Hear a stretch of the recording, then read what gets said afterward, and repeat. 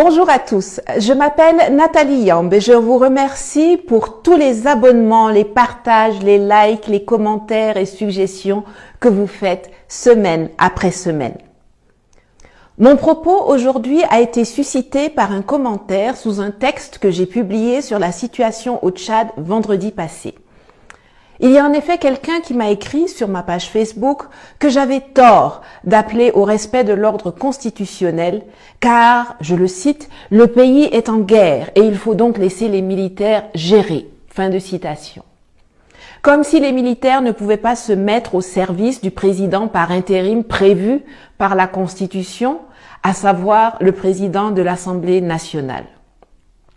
J'ai failli répondre vertement à son auteur, mais je me suis rappelé à temps que les gens en Afrique francophone ont hélas été formatés pour produire ce genre de réflexion et de comportement penché. C'est pourquoi il est vital pour nous de revoir de fond en comble notre système scolaire. Je vais vous expliquer pourquoi sous l'œil bienveillant de Madame Rosa Parks. Le système scolaire francophone ne nous apprend pas à travailler ensemble. L'individualisation est mise en exergue là où il faudrait nous former au travail en équipe. Ce n'est donc pas surprenant si, plus tard, on se retrouve avec une masse de personnes qui ne savent pas que notre seule issue en tant qu'Africains pour être compétitifs dans un monde globalisé est l'intégration, la mise en commun de nos atouts et de nos savoir-faire plutôt que de rester chacun pour soi dans son micro-coin. Dans le système anglophone, dès la petite école, on apprend à travailler sur des projets, on crée des clubs et des associations, on pratique le team building, on est pour la fortune commune, le Commonwealth. Le système scolaire francophone ne nous apprend pas non plus à défendre une idée ou à débattre. On nous apprend à répéter ce que d'autres ont dit. Les mieux notés sont ceux qui ont la faculté de réciter par cœur leurs leçons. L'interprétation, l'adaptation, l'élargissement des connaissances ne sont pas les bienvenus. Le système anglophone ou anglo-saxon met, lui, l'accent sur le développement personnel. La créativité ainsi que le processus sont autant, sinon plus valorisés que le résultat final. Dans le système francophone, c'est quand tu répètes fidèlement ce que le prof a dit que tu es en haut. Dans le système anglophone, quand tu fais ça, on te donne à peine la moyenne. C'est quand tu fais tes propres propositions, quand tu apportes tes idées, quand tu enrichis le sujet avec le fruit de tes recherches que tu as faites sur Internet ou dans des livres, c'est là qu'on te donne des notes excellentes. Le système francophone nous enseigne que pour avancer, on a besoin de tuteurs, quelqu'un qui va vous prendre par la main, dont vous êtes dépendant.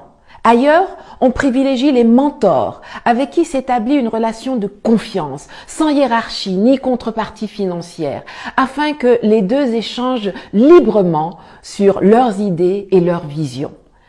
Sachant cela, on ne s'étonnera pas de voir avec quelle facilité les Africains francophones acceptent le fait d'être sous tutelle française, même jusqu'à l'ONU, où c'est la France qui a l'initiative des résolutions concernant le continent.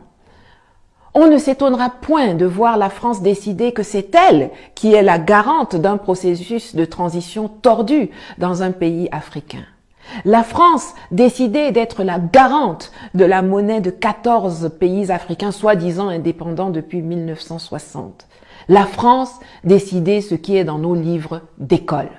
Le système scolaire francophone ne nous apprend bien évidemment pas à être des leaders.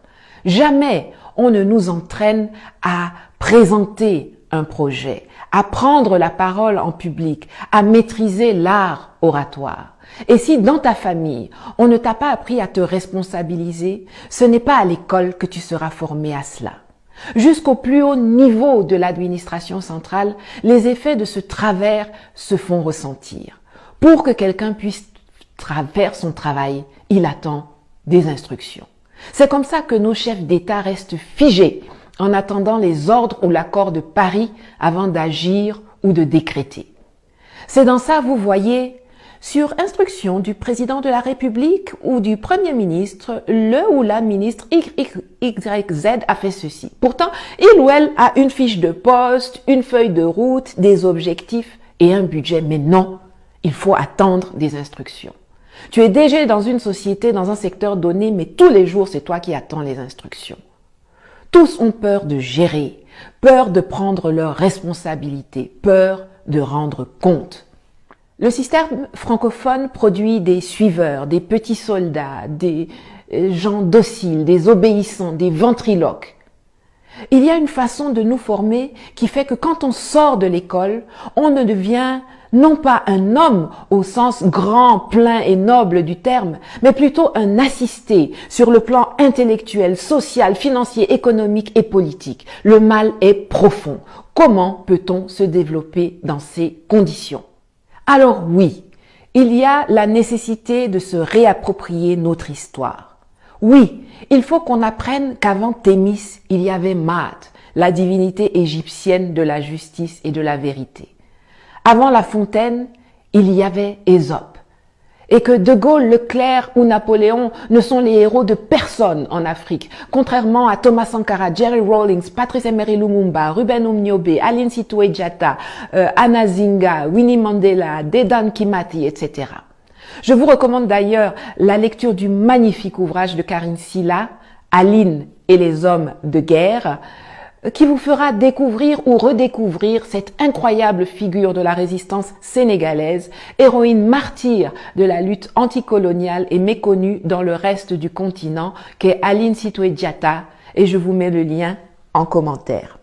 Alors oui, il faut que nous redéfinissions ce que nous appelons école en Afrique, pour que plus jamais des apatames et des paillotes qui s'enflamment pour un oui ou pour un non transforment nos enfants en torches, les faisant mourir atrocement pendant qu'ils sont en classe, si on ose décrire ces lieux ainsi, comme cela a été le cas pour 20 petits anges à Niamey il y a 2 semaines. Mais il faut surtout qu'on mette en place des programmes scolaires qui remplacent le dogme par le débat. Des programmes qui nous apprennent à nous défendre dans la société et à défendre la société dans laquelle nous vivons. Des programmes qui nous fassent passer du statut de population à celui de citoyen, de l'état d'Africain à celui d'humain. Dans le système actuel, les gens comme moi, qui posent des questions, qui disent non, qui ont une autre vision, qui ne se soumettent pas devant l'autorité, surtout quand elle est mal incarnée, sont à combattre, dénigrer et à éliminer. Et pourtant, il faudra bien un jour que les gens comme moi deviennent la majorité pour qu'enfin l'Afrique francophone se libère de ses chaînes mentales, monétaires, économiques, culturelles, spirituelles et politiques. L'école instruit, mais les parents, la famille et la société éduquent. À côté du système scolaire, c'est aussi le système éducatif que nous devons revoir. L'éducation des enfants est primordiale. Si vous êtes parents, je vous en conjure, occupez-vous de l'occupation de vos enfants. Apprenez-leur à être curieux, à utiliser Internet pour se développer, étendre leur savoir. Encouragez-les à discuter, à débattre avec vous, avec d'autres. Apprenez-leur à être décomplexés, sûrs d'eux, pétillants.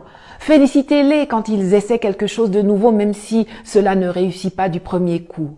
Formez-vous vous-même pour pouvoir former mieux vos enfants, leur donner ce que vous n'avez pas pu avoir.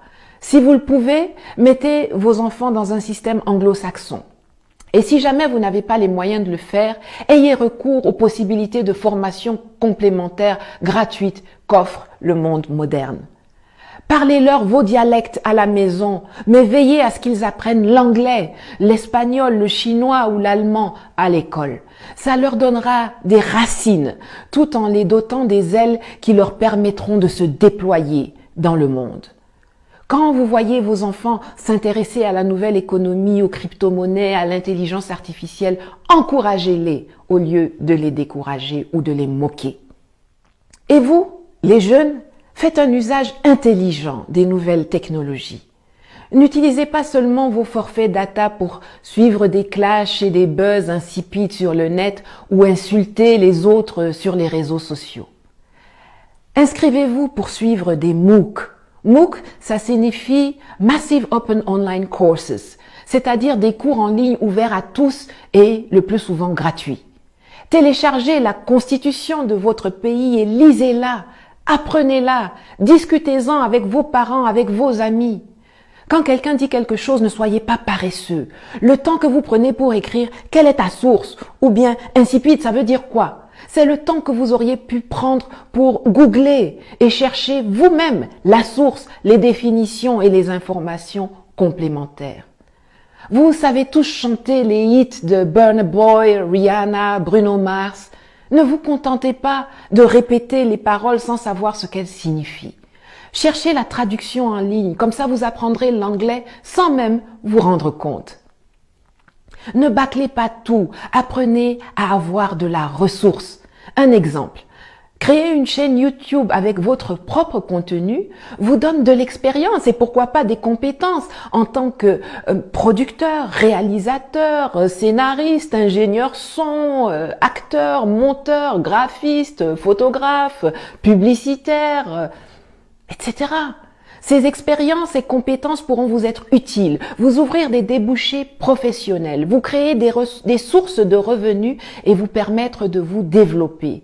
Ce n'est qu'un exemple parmi tant d'autres. Que chacun fasse sa part pour que nous puissions enfin sortir de cette usine de production de perroquets et de marionnettes appelée école dans le système francophone, que nous avons hérité de la colonisation et qui nous a servi et nous exclut de la compétition mondiale jusqu'à ce jour. En attendant que nous portions à la tête de nos États des gens qui vont investir massivement dans le développement du capital humain, car notre seule vraie richesse, c'est le talent, l'intelligence, la formation, la mentalité, les principes et les valeurs des hommes et des femmes qui constituent notre société. Commençons déjà nous-mêmes à sortir du gouffre en s'instruisant, en éduquant correctement, en construisant notre esprit critique, en élargissant nos compétences et notre horizon. Libérons-nous. Let's go. À bientôt.